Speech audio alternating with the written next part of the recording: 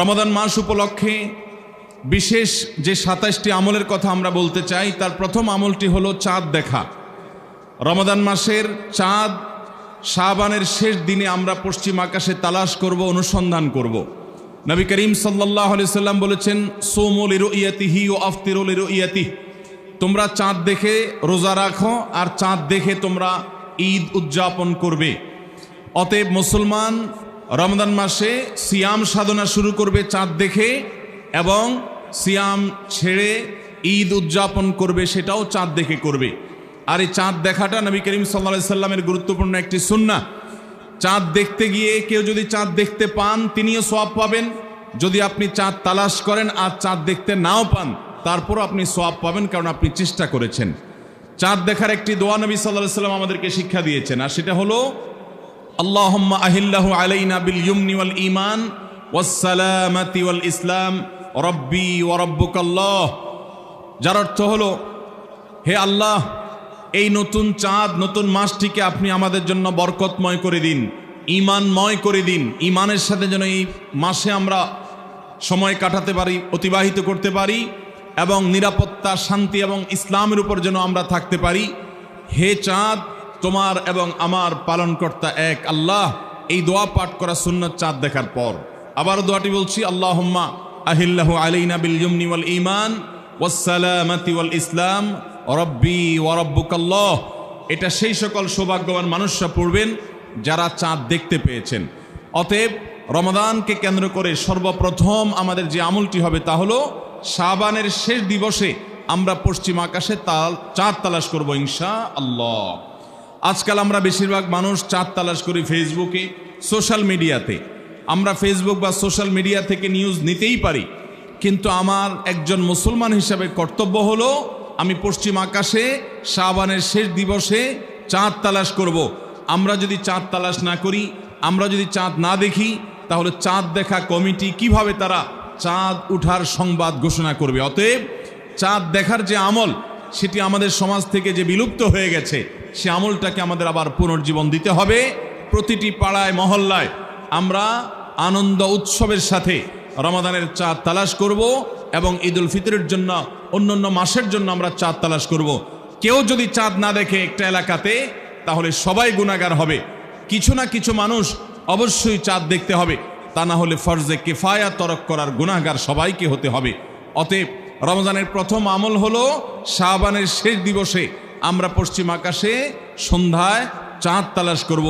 চাঁদ দেখতে পেলে দোয়া করব, আর যদি চাঁদ দেখতে না পাই তবু আমি সওয়াব পাবো।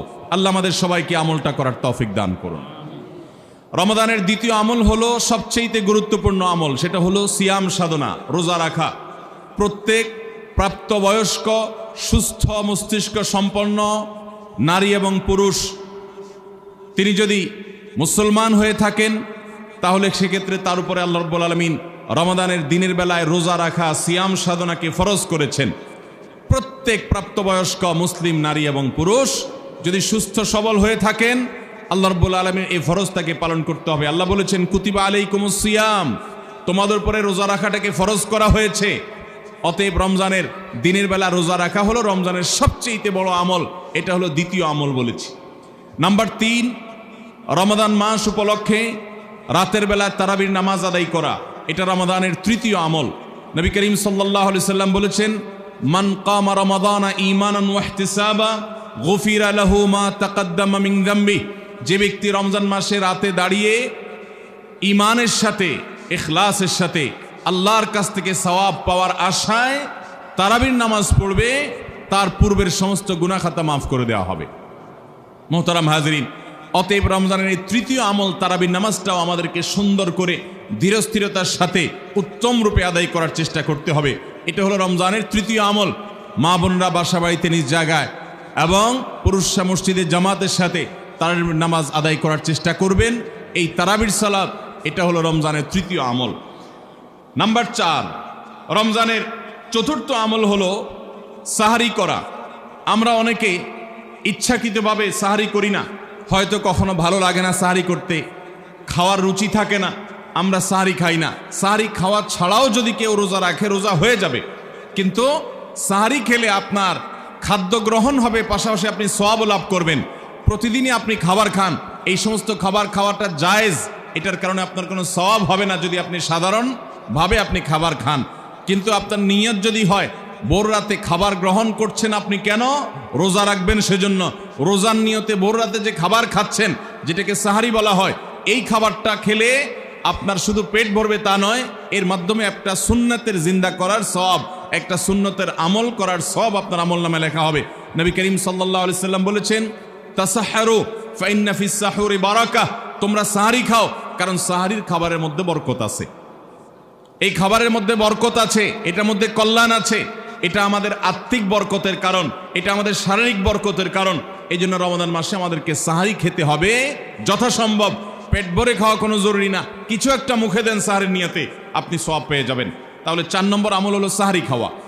5 নম্বর আমল হলো সাহারিটা শেষের দিকে খাওয়া। এখনো অনেক মুরব্বীরা আছেন গ্রামাঞ্চলে, তারা মাঝরাতে সাহারি খেয়ে ফেলেন, 12টা 1টার দিকে সাহারি খেয়ে ফেলেন। সাহারি খাওয়ার জন্য সবচাইতে উত্তম সময় হলো রাতের শেষ প্রহরের একেবারে শেষের দিকে। নবী করিম সাল্লাল্লাহু আলাইহি ওয়াসাল্লাম তিনি রমজানের রোজার জন্য সাহারি খেতেন, সাধারণ রোজার জন্য সাহারি খেতেন এত দেরি করে যে তার সাহারি খাওয়া শেষ হলে ফজরের ওয়াক্ত এবং ফজরের আজানের ওয়াক্ত শুরু হওয়ার আগে মাঝখানে 50টা আয়াত তেলাওয়াত করার মতো গ্যাপ তিনি রাখতেন। তার মানে তার সাহারি খাওয়া শেষ আর ফজরের ওয়াক্ত শুরু, এই দুইয়ের মধ্যে 50টা আয়াত তেলাওয়াত করার মতো সময় তিনি রাখতেন। তার মানে আনুমানিক 20-25 মিনিট সময়, এতটুকু গ্যাপ তিনি রাখতেন তার সাহারি খাওয়ার পর। অতএব সাহারি শেষ সময় খাওয়া সুন্নত। এর মানে আবার এটা না যে মুয়াজ্জিনে আজান দিতে থাকবে ততক্ষণ পর্যন্ত বা আজানের 10-20 সেকেন্ড আগ পর্যন্ত খেতে থাকবো, এটা সুন্নাহ নয়। সুন্নাহ হলো যে আজানের 20-25 মিনিট আগে কমপক্ষে 50টা আয়াত তেলাওয়াত করতে যে সময় লাগে, 20-25 মিনিট লাগে না, সাধারণত 10-15 মিনিটে 50টা আয়াত তেলাওয়াত করা যায়। তো এই পরিমাণ সময় অন্তত গ্যাপ দিয়ে তারপরে সাহারি খাওয়া, তাহলে শেষের দিকে সাহারি খাওয়া, এটা হলো রমাদানের 5 নম্বর আমল।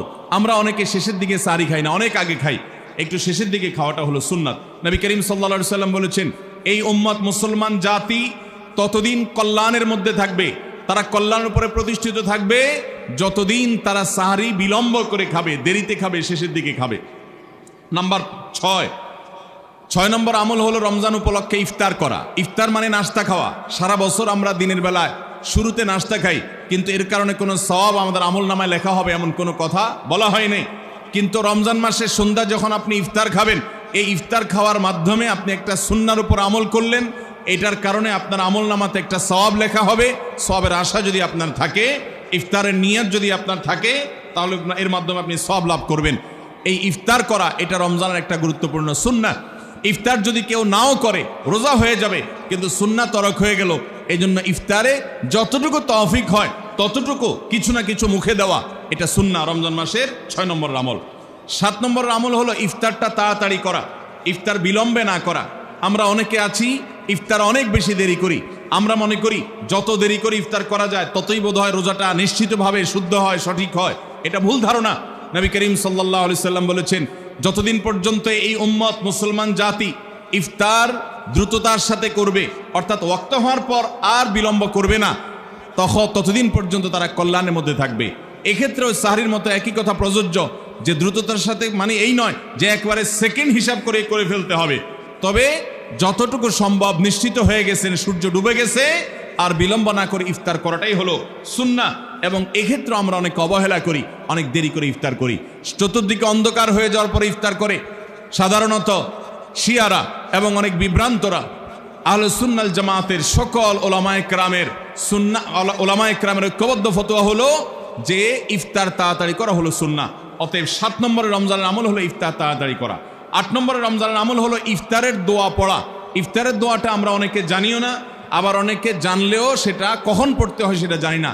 ইফতারের শুরুতে বিসমিল্লাহ বলে ইফতার শুরু করতে হবে, ইফতার করা শেষ, এরপরে দোয়া পড়তে হবে। আমরা অনেকে ইফতারের আগে দোয়া পড়ি, এই দোয়াটা ইফতার দোয়াটা পড়তে হয় ইফতারের পরে।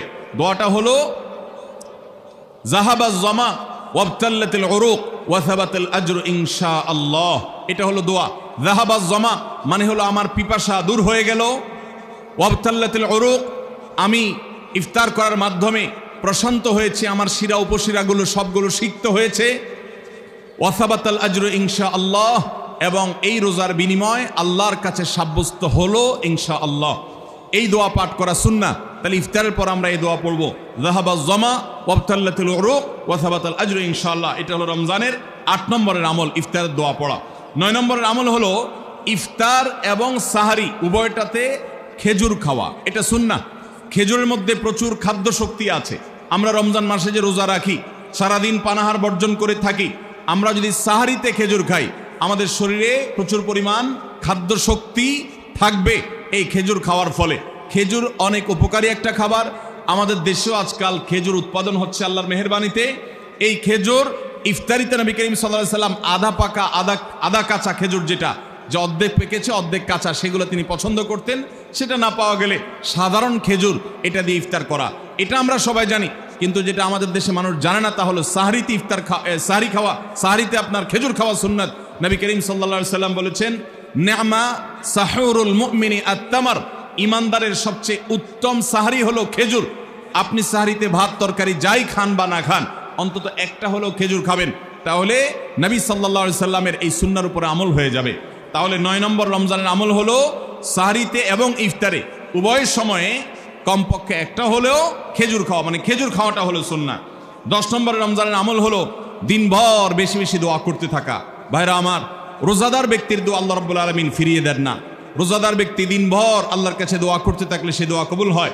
নবী করিম সাল্লাল্লাহু আলাইহি সাল্লাম বলেছেন যে কয়েক ব্যক্তির দোয়া ফেরত দেওয়া হয় না, এর ভিতরে একজন হলেন আস-সাইমু হাত্তা ইফতির, রোজাদার ব্যক্তি ইফতার করা পর্যন্ত তার দোয়া কবুল হতে থাকে। আপনি রোজাদার অবস্থায় দোকানে কাজ করছেন, খেতে খামারে কাজ করছেন, আপনি ব্যবসা প্রতিষ্ঠানে কাজ করছেন, আপনি রাস্তায় হাঁটাচলা করছেন, মা বোনরা বাসা বাড়িতে গৃহস্থলী কাজকর্ম করছেন, এই কাজের ফাঁকে ফাঁকে অজু নেই, অসুবিধা নেই, এই অবস্থায় আপনি দোয়া করতে থাকেন। রোজাদার অবস্থায় দোয়া কবুল হয়। সারাদিন আপনি মনে মনে আপনার চাওয়াগুলো আল্লাহর কাছে নিবেদন করেন, আল্লাহর সাথে আপনি কথা বলতে থাকেন। কারণ দোয়া কবুলের একটা মোক্ষম সময় হলো রমজান মাসে এই রোজা অবস্থায়, বিশেষ করে ইফতারের আগ মুহূর্তে দোয়া কবুল হয়। আমরা তখন অনেকে ইফতার নিয়ে ব্যস্ত হয়ে পড়ি। তাহলে আমরা 10 নম্বর আমল জানলাম রমজান মাসে, সেটা হলো বেশি বেশি আল্লাহর কাছে দোয়া করা, আল্লাহর কাছে মনের চাওয়াগুলো পেশ করা, দুনিয়ার চাওয়া, আখেরাত চাওয়া। আল্লাহ আমাদেরকে তৌফিক দান করুন। 11 নম্বর রমজানের বিশেষ আমল হলো সকল প্রকার পাপাচার বর্জন করা। কারণ রমজানের রোজার উদ্দেশ্যই হলো আমরা যেন পাপাচার বর্জন করতে পারি। রমজানের যে রোজা রাখি, এই রোজা মূলত কোরআন এবং হাদিসের ভাষায় এটাকে সওম বা সিয়াম বলা হয়। সওম বা সিয়াম শব্দের অর্থ হলো বিরত থাকা। আর এই বিরত থাকার মানে হলো আমার সামনে পানির বোতল আছে, আমার সামনে খাবার আছে, হালাল টাকায় কেনা, আবার পেটে ক্ষুধা আছে, তৃষ্ণাও আছে, পিপাসা আছে, তারপর আমি খাচ্ছি না, পান করছি না। কেন? কারণ আল্লাহ নিষেধ করেছেন। এখান থেকে শিক্ষা গ্রহণ করে আমার সামগ্রিক জীবনে সকল হারাম, সকল নিষিদ্ধ কাজ থেকে আমাকে বিরত থাকতে হবে, সেই শিক্ষা সিয়াম আমাকে দেয়। এই জন্য এই সিয়ামের মাধ্যমে হারাম বর্জন করা, আল্লাহর নিষিদ্ধ কাজগুলো বর্জন করা, এই ট্রেনিং, এই অভ্যাস রমজান মাসে গড়ে তুলতে হবে। নবী করিম সাল্লাল্লাহু আলাইহি সাল্লাম বিভিন্ন হাদিসে সেই গুরুত্ব আরোপ করেছেন। কোরআনে কারিমে আল্লাহ বলেছেন, তোমাদের উপরে সিয়াম ফরজ করা হয়েছে, তোমাদের পূর্ববর্তীদের উপরে যেমন ফরজ করা হয়েছে সেরকম।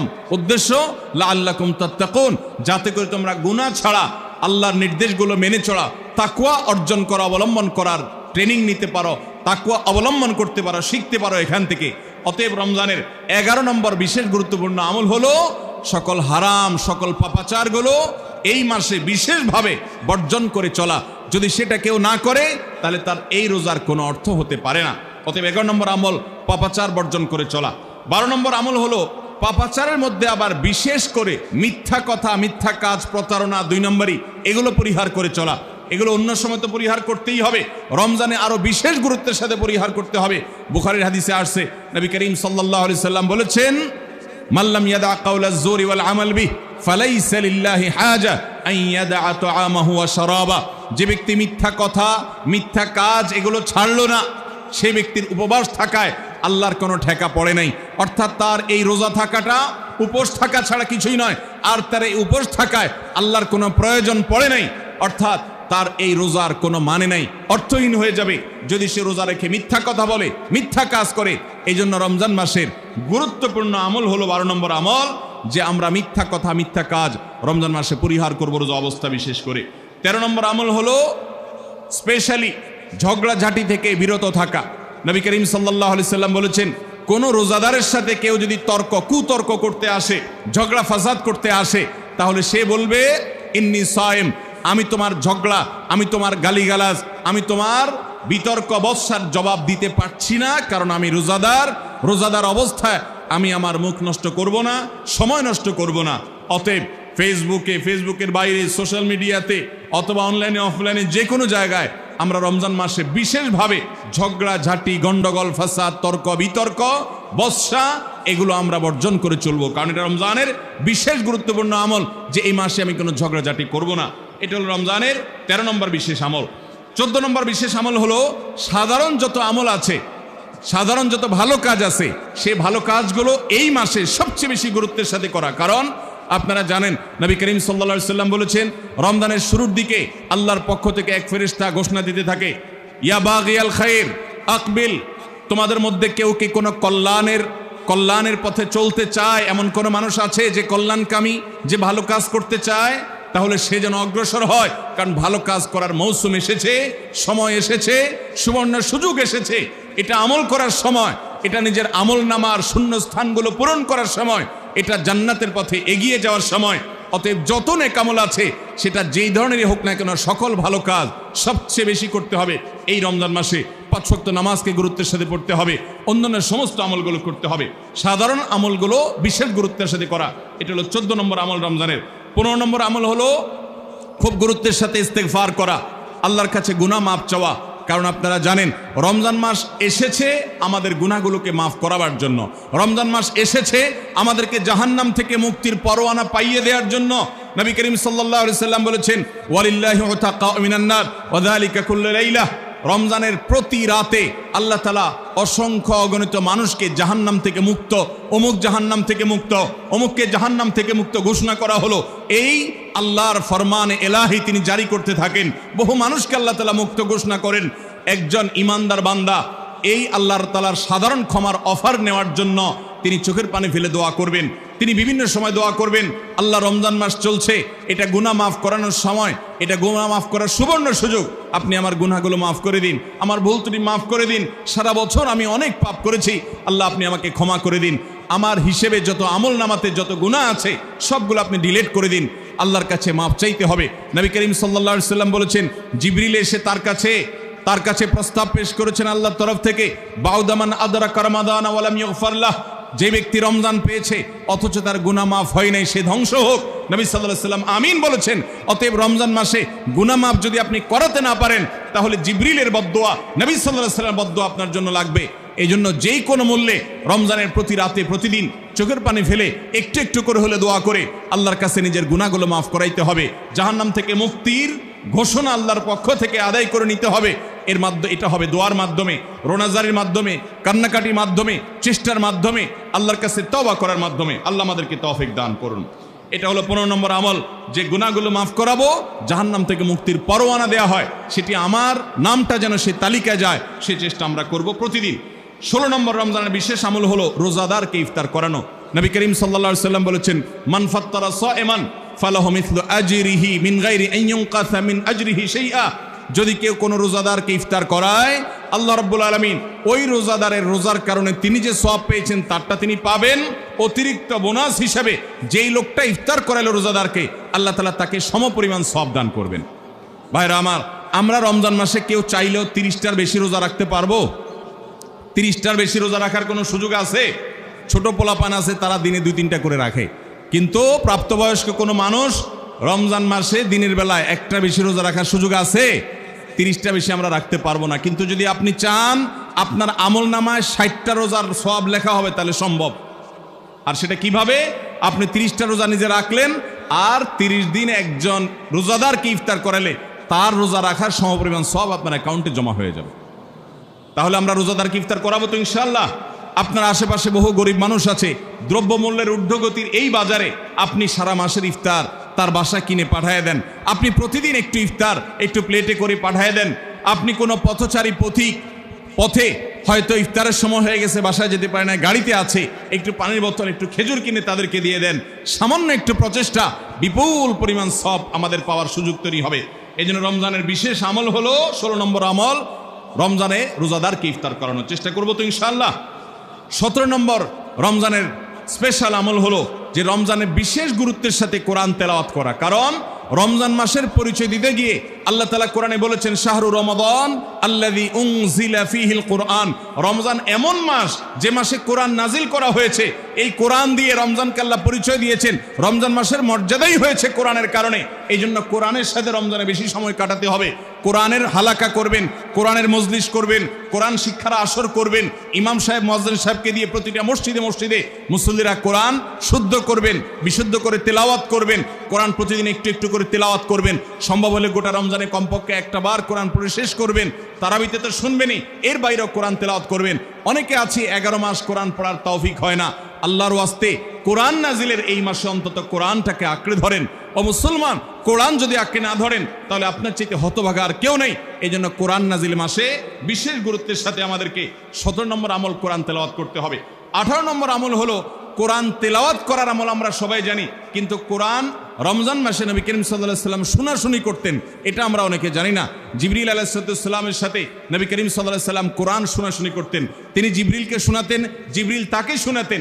এই জন্য রমজান মাসে আপনি কোরআন তেলাওয়াত করে আপনার স্ত্রীকে শোনান, স্ত্রী তেলাওয়াত করবে, আপনি শুনেন, আপনি অন্য কারোর সাথে এভাবে শোনাশুনি করেন।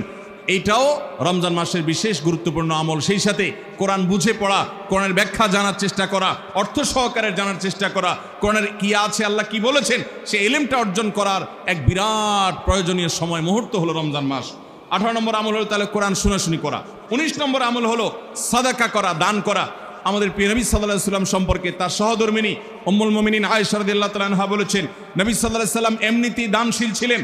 তিনি সারা বছর প্রচুর পরিমাণে দান করতেন, কিন্তু রমজান যখন শুরু হতো তখন তিনি সবচেয়ে বেশি বদান্য, সবচেয়ে বেশি দানশীল হয়ে পড়তেন। তার দানশীলতা এত বেড়ে যেত যে মুক্ত বাতাস যেরকম সব জায়গায় পৌঁছে যায়, যে জায়গায় মানুষ চায় দরজা খুলে রাখে সেখানেও যায়, কোনো একটা ফাঁক ফোকর পেলে সেই জায়গায়ও মুক্ত বাতাস প্রবেশ করে। নবী সাল্লাল্লাহু আলাইহি ওয়াসাল্লামের রমজানের দানটা এরকম ছিল যে চায় তাকেও দিতেন, যে চায় না তাকেও দিতেন। তিনি 2 হাতে দিতেন। তিনি অনেক বেশি সম্পদশালী ছিলেন না, কিন্তু যেটুকু ছিল অকাতরে তিনি দান করতেন। আমাদের আয়েশা রাদিয়াল্লাহু তাআলা হাদিস থেকে বোঝা যায় রমজান মাস দানের মাস। এই জন্য নবীজি বছরের অন্য যে কোনো সময় চাইতে রমজানে বেশি বেশি দান করতেন। আপনার আত্মীয় স্বজনকে দান করেন, রক্ত সম্পর্কীয় মানুষগুলোকে দান করেন, পাড়া প্রতিবেশীর অভাবী মানুষদেরকে দান করেন, চেনা অচেনা জানা অজানা সমস্ত মানুষকে আপনার সাধ্য অনুযায়ী আপনি দান করা শুরু করেন। এটা রমজান মাসের গুরুত্বপূর্ণ একটা আমল। এবং 19 নম্বর আমল দান করা। 20 নম্বর আমল হলো সাহরি খেতে আমরা যখন উঠি তখন একটু তাহাজ্জুদের নামাজ পড়া, একটু দোয়া করা। এই সুযোগটা 11 মাস আমাদের হয় না। তাহাজ্জুদের নামাজ এত গুরুত্বপূর্ণ যে কোরআনে কারিমে আল্লাহ রাব্বুল আলামিন এই নফল আমলের নির্দেশ করেছেন, অমিনাল লাইলি ফাতাহাজ্জাদ বিহি নাফিলাতাল লাক, রাতের কিছু অংশ নফল হিসাবে তুমি তাহাজ্জুদ পড়ো। ভাইরা আমার, 5 ওয়াক্ত নামাজের জন্য ডাকে মুয়াজ্জিন আজানের মাধ্যমে, আর তাহাজ্জুদের জন্য ডাকেন স্বয়ং আল্লাহ রাব্বুল আলামিন। আমরা সবাই হাদিস জানি, নবী করিম সাল্লাল্লাহু আলাইহি ওয়াসাল্লাম বলেছেন যে রাতের শেষ প্রহর যখন হয় আল্লাহ দুনিয়ার আসমানে এসে ডেকে ডেকে বান্দাদেরকে বলেন, আলা মিন মুস্তাগফিরিন ফাগফিরাল্লাহ, আছো যে তোমরা কেউ ক্ষমা চাইবা আমি ক্ষমা করব। অফার নিয়ে আল্লাহ নিজে ডাকেন, আল্লাহ নিজে আহ্বান করেন।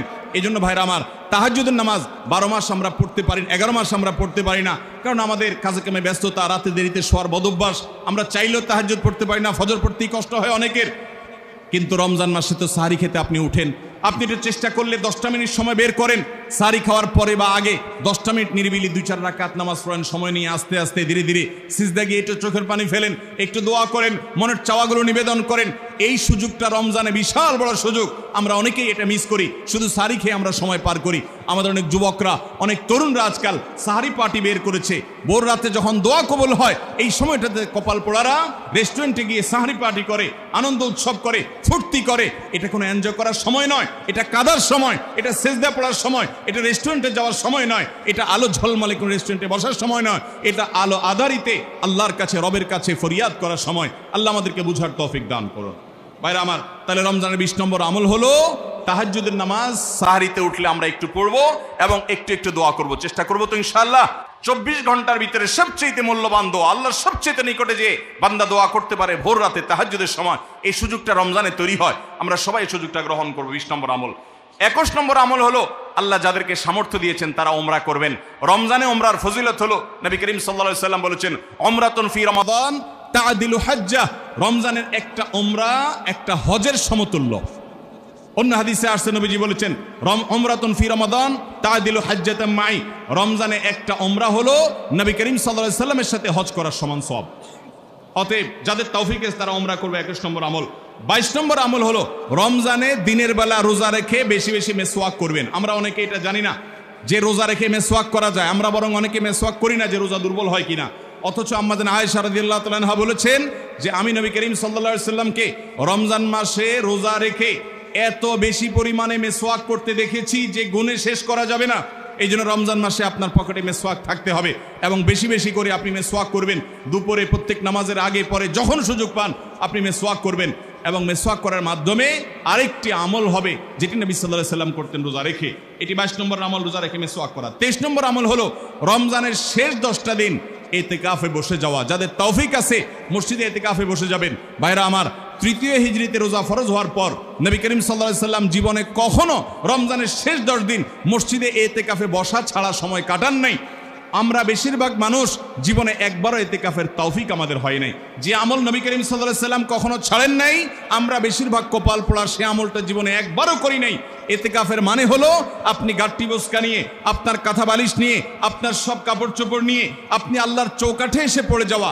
এটা অত্যন্ত অত্যন্ত তৃপ্তিদায়ক একটা ইবাদত, এই একটা মজাদার একটা ইবাদত যেটার স্বাদ আপনি আস্বাদন একবার করলে আপনাকে আর কেউ ঠেকাতে পারবে না। আমরা মনে করি ইতিকাফ মানে মসজিদে বন্দী হয়ে যাওয়া, কথা বলা যাবে না, বোবার মতো থাকতে হবে। এটা ভুল ধারণা। মসজিদে থাকলে প্রয়োজনে কথা বলতে পারবেন, আপনি ঘুমাতে পারবেন, আপনি অন্যান্য প্রয়োজনীয় কাজ, একান্ত প্রয়োজনীয় কাজও করতে পারবেন।